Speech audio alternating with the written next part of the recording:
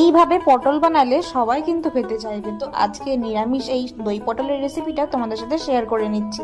এখানে আমি পটলগুলোকে খুব হালকা করে খোসা ছাড়িয়ে নিয়েছি আর দুদিকে চিড়ে নিয়েছি যাতে মশলা ভেতরে ঢুকতে পারে, আর তাতে সামান্য নুন দিয়ে দিয়েছি। এবার সর্ষের তেল গরম করে তার মধ্যে আমি পটলগুলো ভাজতে বসিয়ে দিচ্ছি। হলুদ কিন্তু দেবো না, তাতে কালার চেঞ্জ হয়ে যেতে পারে। তো আর একটা মশলা আমি এখানে রেডি করব, তার জন্য নিয়ে নিয়েছি কাজু বাদাম, টক দই আর কাঁচা লঙ্কা। সবকিছুকে আমি এখন মিক্সিতে খুব ভালো মতো বেটে নেব।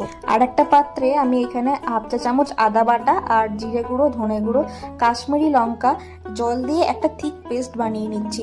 ওদিকে আমার পটলগুলো ভাজা হয়ে গেছে, তো কড়াই থেকে পটলগুলো তুলে নিয়ে এবার ওই তেলের মধ্যেই দুটো এলাচ দানা আর দুটো দারচিনি দিয়ে দিচ্ছি। এবার ওই যে মশলাটা বানিয়ে রেখেছিলাম আমি সেটা দিয়ে দিলাম।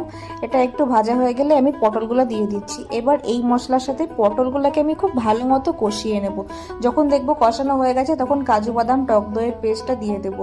এরপরে এটাকেও কন্টিনিউ কষতে হবে। তারপর এতে সামান্য পরিমাণ নুন অ্যাড করব স্বাদ মতো। যখন দেখব তেল ছেড়ে দিয়েছে তখন এতে আমি জল অ্যাড করে দিচ্ছি। জল অ্যাড করে নিয়ে বেশ কিছুক্ষণ ঢাকা দিয়ে আমি পটলগুলো সেদ্ধ হতে দেব। নামানোর আগে সবশেষে দেব চিনি, আর তাতে দিয়ে দেবো গরম মশলা আর ঘি। এইভাবে রান্না করলে আমাদের দই পটল খুব ইজি ওয়েতে